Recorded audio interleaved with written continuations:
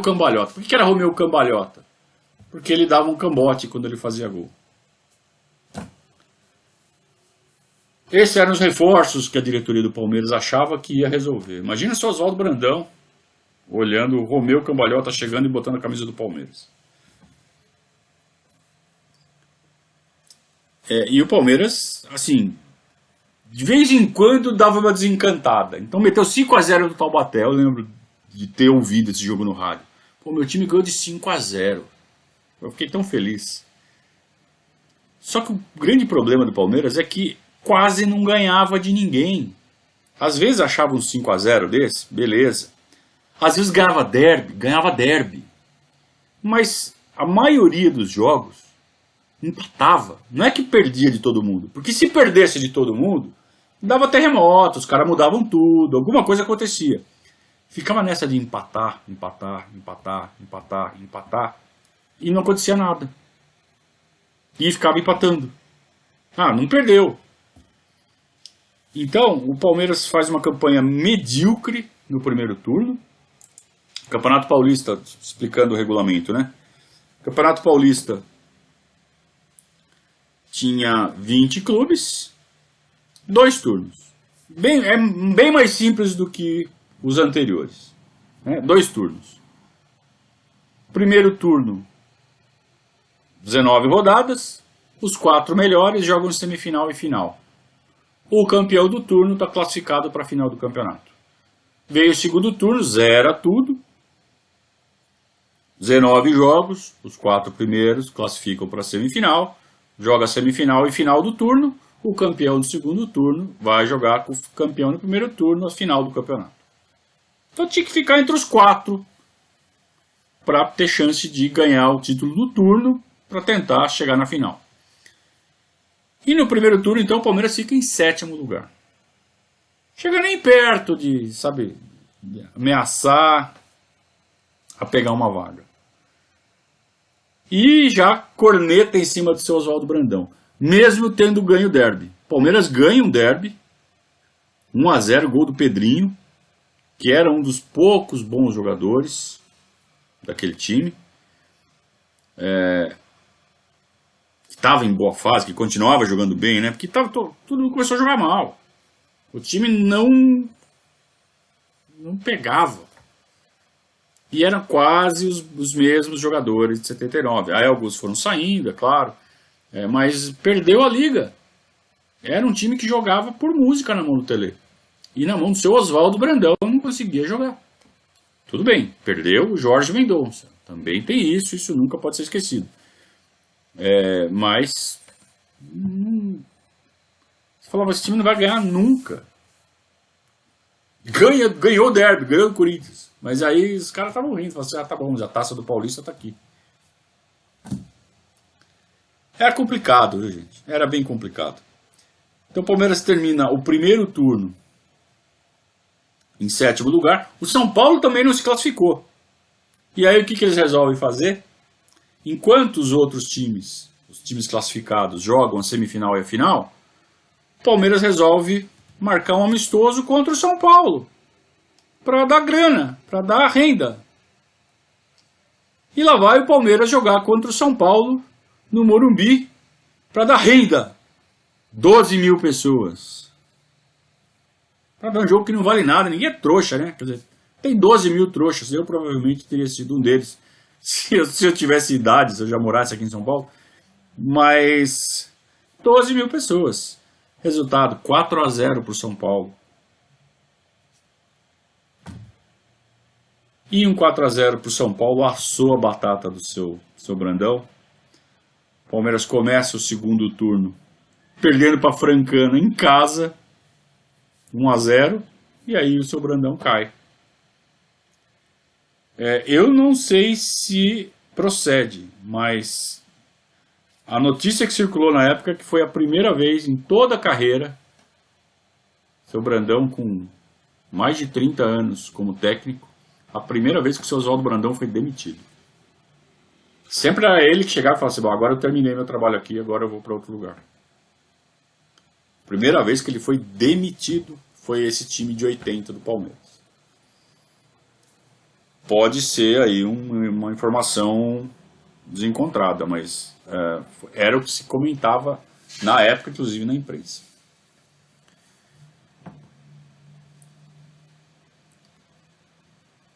O Palmeiras começa o segundo turno, manda o técnico embora, e aí são 1, 2, 3, 4, 5, 6, 7, 8, perde o derby, 9, 10, 11, 11 jogos, uma vitória apenas. Nas primeiras 11 rodadas do segundo turno, o Palmeiras só ganhou um jogo.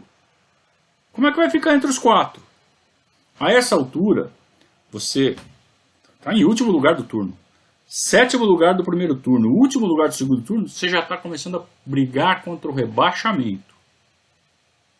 Caíam 2. Você tinha que ficar em 18º, na classificação geral, aí somando os 2 turnos. Então o Palmeiras já começa a brigar contra o rebaixamento. Sai o seu Oswaldo Brandão na primeira rodada. Essas 11 rodadas que eu falei para vocês, a primeira é seu Oswaldo Brandão. O Palmeiras não consegue contratar um técnico. Fica o seu Valdir de técnico interino por 5 jogos.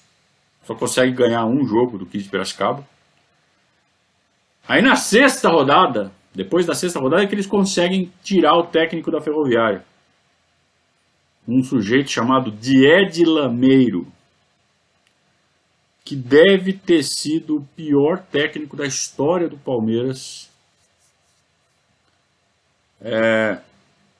Eu acho que pior que o Celso Rotti. Pior que o Márcio Araújo. Pior. Esse Diede Lameiro, ele é um cara que tinha um histórico no São Paulo. Um cara formado no São Paulo. E nunca fez nada, né? Foi formado lá, dirigiu o São Paulo lá no começo de carreira, tipo, o cara era auxiliar, virou técnico, ficou lá alguns jogos, alguns meses, mandado embora e começou a rodar. E nunca fez nada em lugar nenhum. Então, assim, treinou Guarani, treinou nada. E lá vai o seu Nicola Rattioppi contratar o Diede Lameiro. Chega com puta de um discurso, revolucionar o departamento de futebol do Palmeiras, estudioso. Porra nenhuma. O Palmeiras só perde. Então, só foi ganhar o primeiro jogo na sexta partida. Aí, você acha que ganhou, agora começa a ganhar nada, depois empatou com a Ponte Preta, perdeu do 15 de Jaú, empatou com o Noroeste, tomou de 3-0 do São Paulo, perdeu do Botafogo de 2-0 e nessas alturas, falta 2 rodadas e o Palmeiras está na beira do rebaixamento. Por sorte, tem 2 times muito piores. E faltando 2 rodadas, o Palmeiras precisa de 1 ponto para escapar matematicamente.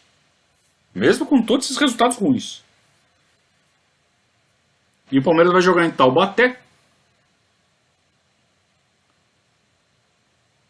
E quase perde. O Palmeiras empata com um gol do Soter no último minuto. Soter era o lateralzinho reserva, foi contratado no começo do ano. Ele salva o Palmeiras com um gol no último minuto. O Palmeiras empata com o Taubaté. E os jogadores vergonhosamente comemoram o resultado. Nos livramos do rebaixamento. O Diede Lameiro vai dar entrevista para a imprensa no final do jogo, comemorando que viemos buscar o empate e conseguimos. Que vergonha. Esse pensamento, essa mentalidade, ela foi o norte do Palmeiras por vários anos. Ou por pelo menos 2 anos. Os 2 anos seguintes foi a mesma coisa. Eu não tenho dúvidas de que esse é o ponto mais baixo da história do Palmeiras. 80, 81 e 82. Pelo menos até metade de 82. Até a Copa do Mundo. Porque o Palmeiras virou time pequeno. Não clube pequeno, time. O time que entrava em campo para representar a Sociedade Esportiva Palmeiras se comportava como time pequeno, jogava como time pequeno, na atitude e na técnica do futebol. Era horroroso. Era horrível. Não parecia um time grande, não parecia ser o maior vencedor do futebol brasileiro. Para delírio da imprensa corintiana. E enquanto isso acontecia, São Paulo e Corinthians ganhando o título toda hora. Até o Santos ganhava. Ponte Preta e Guarani chegando em final, disputando final, Guarani sendo campeão brasileiro. E o Palmeiras nada. Então parecia que o Palmeiras tinha sumido. Ou então parecia que tinha falado assim, ó, eu ganhei tanto, que eu vou parar um pouco e deixar para vocês. Era o que a gente podia falar. A gente era chamado de porco, a nossa torcida apanhava, porque a Gaviões era organizada e a nossa torcida, a Tupi, era uma torcida de torcer. A Gaviões não, a Gaviões já era uma facção violenta. E tinha como diversão espancar a palmeirense na arquibancada. Então, foi um período infernal para o Palmeiras. E os times que entravam em campo eram times medonhos que faziam esse tipo de campanha. Então imagina você terminar um turno com 2 vitórias, 8 empates e 9 derrotas. O Palmeiras em 19 jogos só ganhou 2, jogando no Campeonato Paulista, jogando contra aqueles de Jaú, Ferroviária, Taubaté, Juventus, sabe? Só ganhou 2.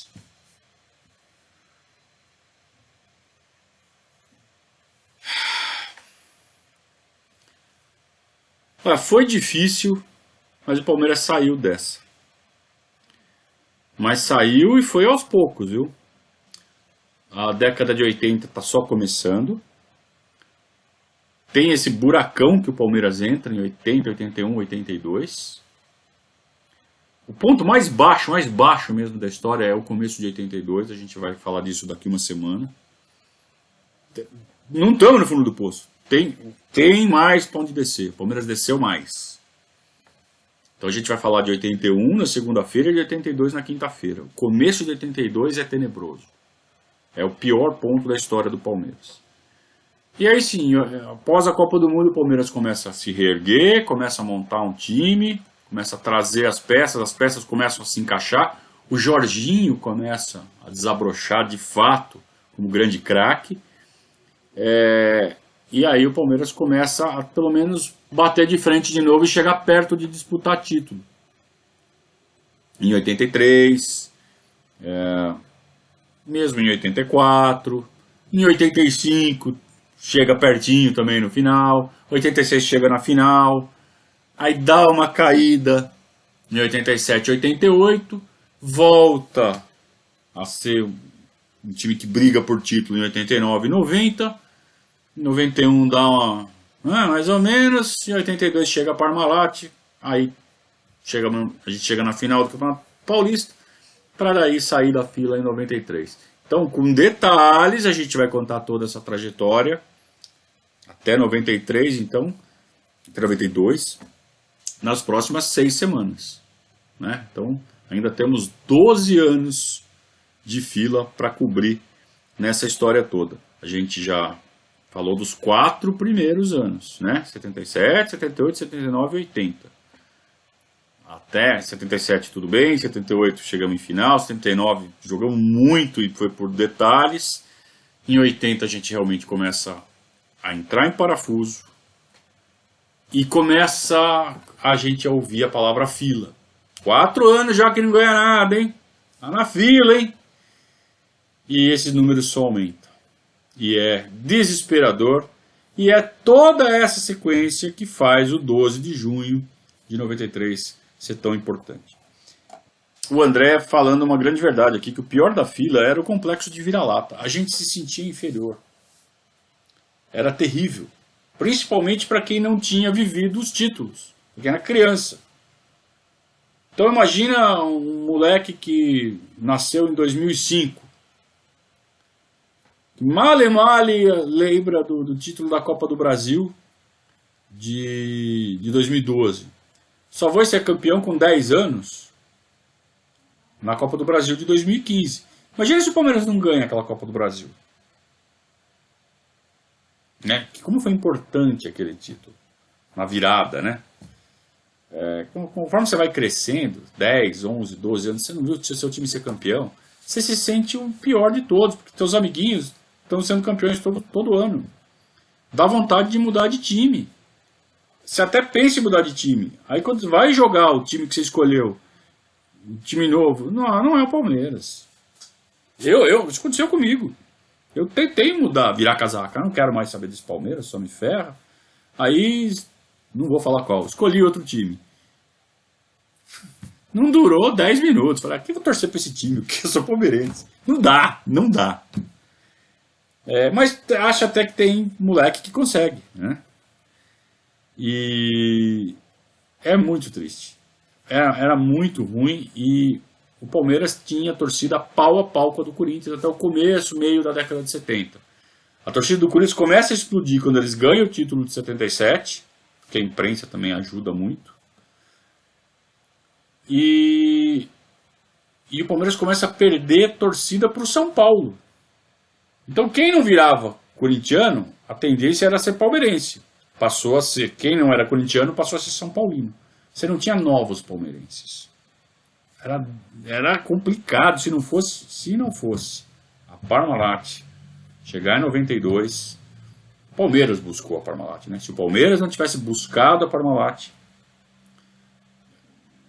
olha, não sei o que seria da nossa torcida, não. A gente vê o que está acontecendo com o Botafogo, a gente vê o que está acontecendo com o Fluminense, com o próprio Vasco. Tá, é isso. O Borges aqui está falando que o time de 79 era bom, mas de 80 era ruim. Mesmo assim, fui ver um Palmeiras 3, Portuguesa 0, onde nasceu o Frei Cebolinha. Frei Cebolinha, para quem não sabe, era uma figura folclórica ali que entrava em campo. Era um cara que se vestia de padre. Eu não sei se ele era padre mesmo, não. Ele se vestia de padre, de Frei, sei lá. Ele era meio carequinha, parecia o Cebolinha, então virou Frei Cebolinha.